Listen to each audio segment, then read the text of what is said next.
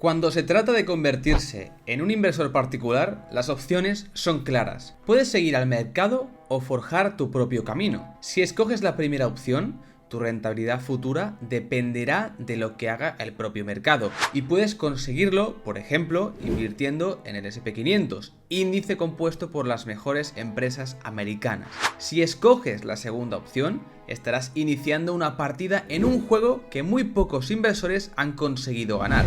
Tendrás que crear tu propia cartera de acciones y gestionarla activamente con un solo objetivo: batir al mercado. Estos son los mejores inversores del mundo, personas que han conseguido hacerse multimillonarias invirtiendo en bolsa. Y no solo eso, sino que han conseguido superar al mercado durante muchos años y por lo tanto ganar la partida. En esta tabla aparecen grandes nombres como Peter Lynch, Benjamin Graham, George Soros o Warren Buffett. Estos inversores son la élite, porque conseguir batir al mercado es una tarea muy complicada. A corto plazo es algo aleatorio y cualquiera puede conseguirlo, pero a largo plazo no existe la suerte. Es por ello que para conseguirlo debemos convertirnos en un inversor del top 1% mundial. Nuestra misión en este vídeo es estudiar un caso de éxito, la intrigante historia de un inversor cuyo nombre ha permanecido en la oscuridad a pesar de su asombroso logro. Un hombre conocido por su famoso sombrero rojo, con una reveladora historia de cómo un optometrista desafió todas las probabilidades y se convirtió en multimillonario invirtiendo en bolsa desde cero como inversor particular. Estamos hablando de un inversor del top 1% mundial.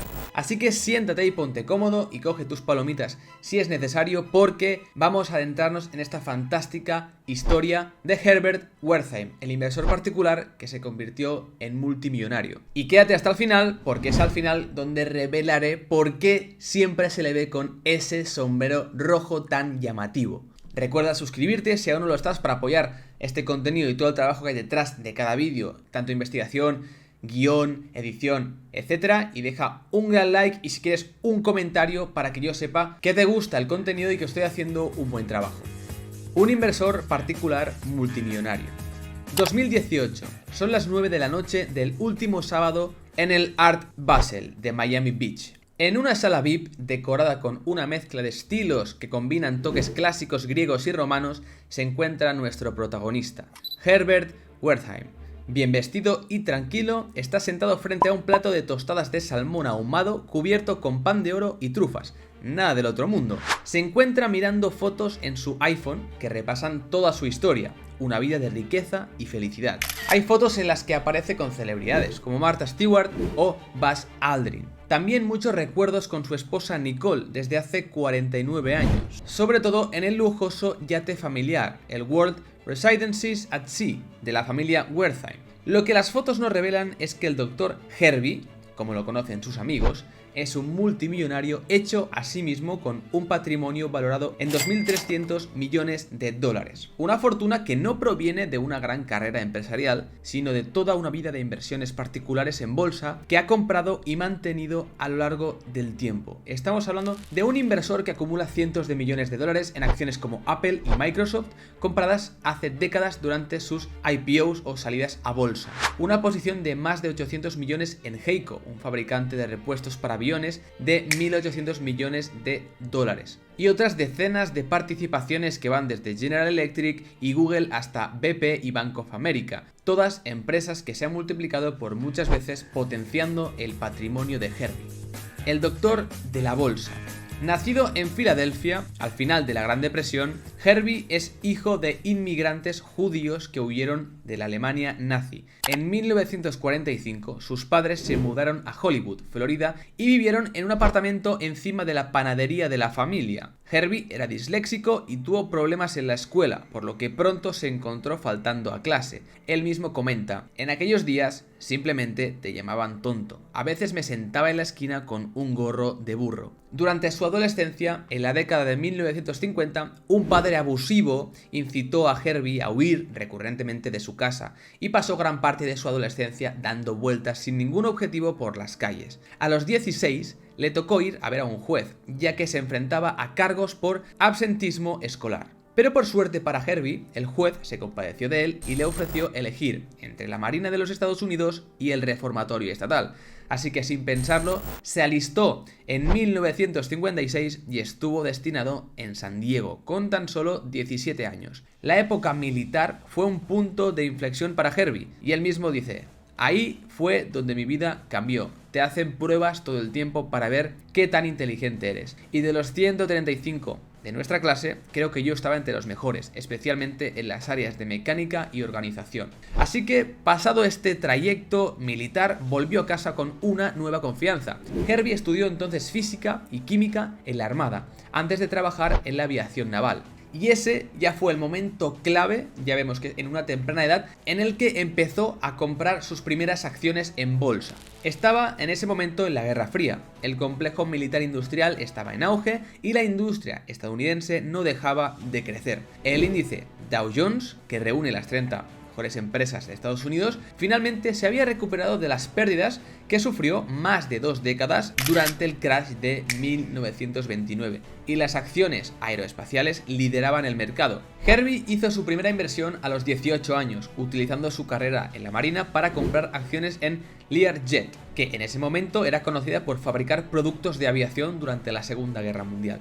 Una vez fuera de la Marina, fue a Brevard Community College y luego a la Universidad de Florida, donde estudió ingeniería, pero nunca se llegó a graduar. Además de ir a clase, también trabajó para la NASA cuando ésta se estaba iniciando en sus primeros años y estaba en una división que mejoraba la instrumentación para vuelos tripulados. Esto le generó interés por el ojo humano y los instrumentos optimizados para la visión. Después de graduarse, abrió una práctica en el sur de Florida. Durante 12 años trabajó duro, viendo pacientes que en su mayoría eran de clase trabajadora y baja y que a veces incluso pagaban con mangos y aguacates. Herbie pasaba sus noches creando nuevos inventos y en 1969 creó un tinte para anteojos para lentes de plástico que filtraría y absorbería los peligrosos rayos UVA, lo que ayudaría a prevenir las cataratas. En ese momento la guerra de Vietnam estaba en marcha y los plásticos se habían convertido en el material elegido para anteojos y gafas de sol. Por ello, la demanda del tinte de Herbie creció y vendió su invento en un acuerdo de regalías por un valor de $22.000. Ya en 1970, Herbie decidió tomarse más en serio lo de sus inventos y creó una nueva empresa, BrainPower. La fundó como una firma de consultoría tecnológica, pero pronto volvió a su hábito de investigación, desarrollando tintes y otras tecnologías para anteojos. Entre ese producto químico y los numerosos productos que Herbie inventó para lentes, su empresa se convirtió en una de las fabricantes más grandes del mundo de tintes ópticos, vendiendo empresas como Polaroid. Hoy en día la empresa tiene más de 100 patentes y derechos de autor en el área de la óptica, 49 empleados e ingresos anuales de alrededor de 25 millones. En menos de 2 décadas, Herbie, el hombre del sombrero rojo, que recordad que al final explicaré el porqué de ese sombrero, había pasado de ser un fracasado a un inventor y empresario. Invierte en lo que conoces. Algo que admiro de Herbie es que tiene una visión siempre a largo plazo. Y en esa época fue capaz de haber creado una empresa que le generaba un flujo de caja, un efectivo, y de recoger ese efectivo para reinvertirlo en acciones cotizadas públicas. Es decir, que su empresa le financiaba su propia cartera, algo muy inteligente. Para crear su cartera, él se define como medio Peter Lynch, medio Warren Buffett. Utilizaba la filosofía de ambos para crear una cartera concentrada de acciones. Herbie sobre todo practicaba lo que Peter Lynch siempre ha comentado como invierte en lo que conoces, la estrategia popularizada, como digo, por el gestor de Fidelity de Magellan en su libro del 89, One Up on Wall Street, donde Lynch les dice a los lectores que usen su conocimiento especializado o de experiencia para obtener una ventaja en sus inversiones. Es por ello que la cartera de Herbie normalmente está compuesta por acciones industriales o tecnológicas, porque es donde él mismo domina, los campos que él conoce. En lugar de concentrarse en las métricas de los estados financieros, él se dedicaba a leer patentes cada semana y a estudiar datos técnicos. Lo que es más importante para mí es cuál es su capital intelectual para poder crecer. Gracias a su formación en ingeniería, la naturaleza técnica de la optometría y su experiencia como inventor, la biblioteca de patentes es la zona de confort de Herbie. Las acciones en las que invirtió en función de sus impresionantes carteras de patentes incluyen IBM, 3M e Intel. Al igual que Warren Buffett, Herbie no tiene ningún problema en doblar sus posiciones cuando aquellas acciones en las que tiene más convicción caen agresivamente en el mercado sin ninguna justificación aparente, lo que sería buy the dip. Él cree que si la empresa tiene un producto duradero y la propiedad intelectual es buena, que el mercado caiga es una buena oportunidad para él de aumentar su posición y su exposición en esa compañía. Si te gusta algo a $13 por acción, debería gustarte a 12, 11 o 10 por acción. Si una acción continúa bajando y crees en ella y has investigado, entonces compras más. De hecho, estás obteniendo un mejor deal. Siempre que sea posible, agrega, los dividendos son útiles para amortiguar el dolor de las acciones que bajan o se desvían. Su objetivo es comprar y casi nunca vender, inspirado en la filosofía de Warren Buffett. Dejo que la acción se aprecie tanto como pueda y uso los dividendos para seguir adelante. Es decir, que una vez Herbie crea su cartera de acciones, utiliza el flujo de efectivo de los dividendos que le llegan para financiar su estilo de vida. Al final, al tener una cartera de acciones tan grande de millones y millones, pues solo con los dividendos que ya le da a esa cartera puede vivir bastante bien. Por lo tanto, en su caso particular, él no reinvierte esos dividendos, sino que le sirven para vivir, ya que en muchos casos cuando tienes una cartera de acciones que no paga dividendos, pues simplemente no tienes ningún pago recurrente, y aunque tu cartera crezca, tendrías que vender de manera obligada para sí que utilizar ese beneficio para tus gastos del día a día. Herbie destaca a Microsoft como una acción que ha tenido desde su salida a bolsa en el 86. Sabía mucho sobre computadoras y había estado involucrado en su construcción. Su empresa había estado usando Apple, pero después de que Microsoft lanzara su sistema operativo Windows en el 85, Herbie sabía que podía ser un ganador. Según él, solo Microsoft tenía un sistema operativo que podía competir con Apple. Las acciones de Microsoft que compró durante la salida en bolsa, que han estado pagando dividendos desde 2003, ahora valen más de 160 millones de dólares. Sus 1,25 millones de acciones de Apple, algunas compradas durante también su salida a bolsa en el 80, y otras cuando las acciones estaban tan solo a $10 en la década de los 90, valen más de 200 millones de dólares. La magia de capitalizar. Los retornos de Herbie son increíbles, pero simplemente para hacernos una idea de lo que es invertir en bolsa, si añadiéramos $200 por mes a $10.000 iniciales que invertimos en el mercado de valores durante los últimos 61 años, estos habrían producido una cartera de 11 millones tan solo invirtiendo en el mercado. Por lo tanto, aunque Herbie lo haya hecho muy bien, si hubiéramos tenido esa paciencia y hubiéramos compuesto nuestro capital poco a poco, ya podemos ver cómo en esta imagen el crecimiento es exponencial. Y al principio la bola de nieve es pequeña y el hecho de reinvertir los beneficios pues tiene un efecto pequeño, pero a medida que crece esa bola, cada vez el efecto es más grande y el crecimiento, como ya he dicho, exponencial. Por eso, el éxito financiero de Herbie es un testimonio del poder que tiene la capitalización o la reinversión de los beneficios, que además le da a Herbie algo que siempre ha buscado. Quería poder tener tiempo libre. Para mí, tener tiempo libre es lo más preciado. Herbie a veces utilizaba apalancamiento, pero de forma limitada. Al usar los dividendos para compensar ese interés que pagaba por el apalancamiento que pedía, era como si le estuvieran financiando su cartera, ya que además el interés es deducible para los impuestos. Pero en el 82, Herbie quedó atrapado, apalancado, después de que el presidente de la Reserva Federal de ese momento, Paul Volcker, elevara la tasa de tipos de interés del 12 al 20% y el mercado se hundiera un 20%. Este episodio le costó 50 millones de dólares y le enseñó una valiosa lección sobre los peligros del apalancamiento. Aún así, como la mayoría de los demás inversores activos, Herbie se esfuerza mucho por lograr la eficiencia fiscal. Si tengo una gran pérdida en una acción que me gusta, compraré más, generalmente 2 o 3 veces la compra original, y esperaré 30 días para vender la posición original y contabilizar la pérdida fiscal. Al igual que con Buffett, Herbie dice que encontrar empresas con una gestión sólida ha sido clave para su éxito.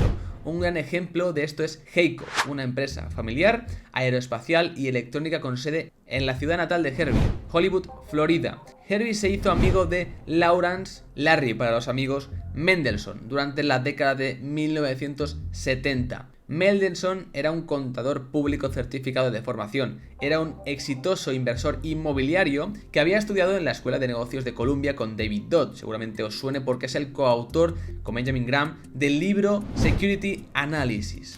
En 1980, los Mendelssohn buscaban una empresa industrial infravalorada para comprarla, para hacerse cargo. Después de que se decidieron por Heyco, en ese momento un pequeño fabricante de repuestos para aerolíneas, Herbie usó su conocimiento aeronáutico para ayudar de manera informal a la familia a analizar el negocio y luego compró acciones de la compañía a pocos centavos. Heyco estaba fabricando cámaras de combustión de motores a reacción de fuselaje, que la FAA ordenó que se reemplazaran regularmente después de que un avión se incendiara en una pista en 1985. Con los Mendelssohn, Heyco amplió su línea de repuestos, que socavaron los equipos originales establecidos por fabricantes como Pratt & Whitney y General Electric de United Technologies.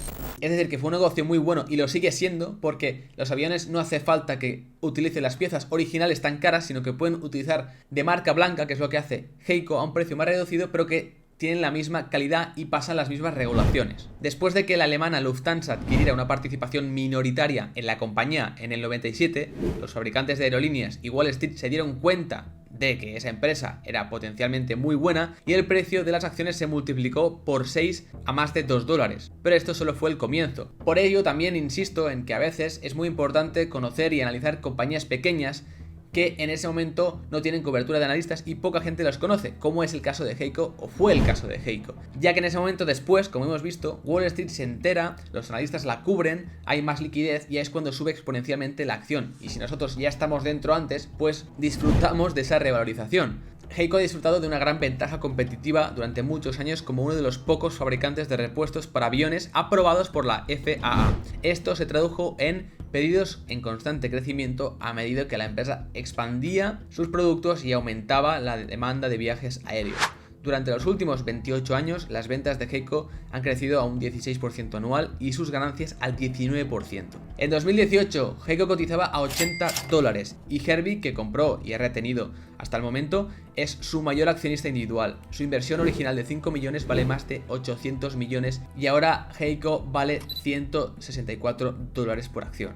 Y ahí uno de los ejemplos de la cartera de Herbie. Obviamente muchas otras inversiones le han ido mal. Por ejemplo, invirtió mucho capital en Nokia y posteriormente pues fue un terrible error. Obviamente no todo ha ido bien, pero las acciones que han ido bien han cubierto y encima han ganado más dinero que las que han ido mal. Por lo tanto, ese efecto compensa. Y esa estrategia es la que ha hecho tan rico a este inversor particular. Herbie se ha comprometido a regalar al menos la mitad de su riqueza y tiene la intención de que la mayor parte de las donaciones se destinen a la educación pública, el mismo sistema del que él es producto. Y vista esta historia de Herbie y antes de ver por qué lleva ese sombrero rojo que aparece en todas las fotografías, quiero hacer un resumen de las 4 claves más importantes. Primero, algo que le ha llevado al éxito a Herbie ha sido el tiempo, la paciencia, el largo plazo y el hecho de generar un flujo de caja y no gastarlo en un estilo de vida más caro o en acumularlo simplemente en el banco, sino que lo ha movido, ha sido inteligente, ha sido capaz de reinvertir ese flujo de caja en una cartera pública de empresas de mucha calidad y a largo plazo ya hemos visto que le ha ido muy bien. 2. Esos flujos de caja no los ha reinvertido en cualquier compañía, ha sido capaz de identificar esos sectores que más conocía e invertir en compañías que le tocaban de cerca, que dominaba, que estaba cómodo y en las que perfectamente conocía la propiedad intelectual y los datos más técnicos. Y eso a vosotros os puede pasar en cualquier situación. A lo mejor trabajáis en restauración y conocéis bien el sector de la comida. A lo mejor podéis analizar Restaurant Brands, Shake Shack o Chipotle, que son cadenas muy famosas, por ejemplo.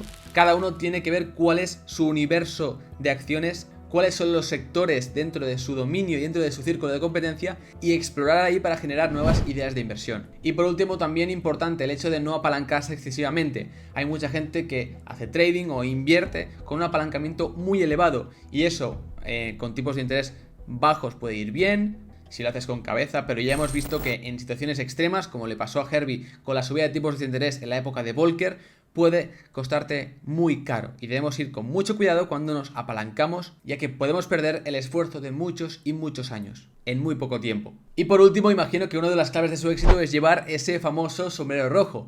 Así que para acabar este vídeo os dejo que él mismo explique por qué lo lleva, que creo que es una anécdota muy divertida. Y sin más, espero que os haya gustado mucho esta historia de Herbie, que os haya motivado para seguir siendo unos grandes inversores particulares. Y si es así y os ha gustado, recordad suscribiros aquí debajo y dejar un gran like, porque eso me ayuda mucho a seguir creando contenido y a subir esta comunidad, a aumentar esta comunidad de inversores particulares que creamos entre todos. Y al final de la explicación del sombrero rojo también os dejaré otro vídeo que creo que os puede interesar mucho. Sin más, un abrazo a todos, nos vemos en el próximo vídeo.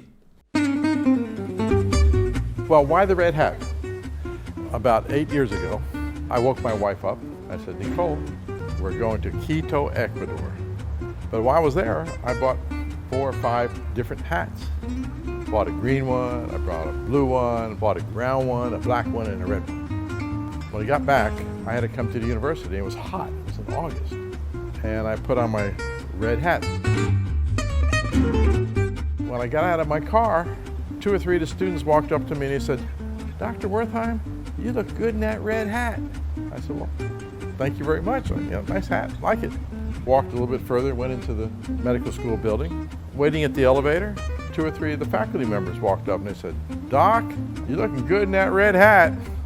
Thank you very much. Got in the elevator, went up to the dean's office, and 2 secretaries were in there. They said, Dr. Wertheim, you look good in that red hat. And I said, I ain't ever taking it off. So that's the story of the red hat.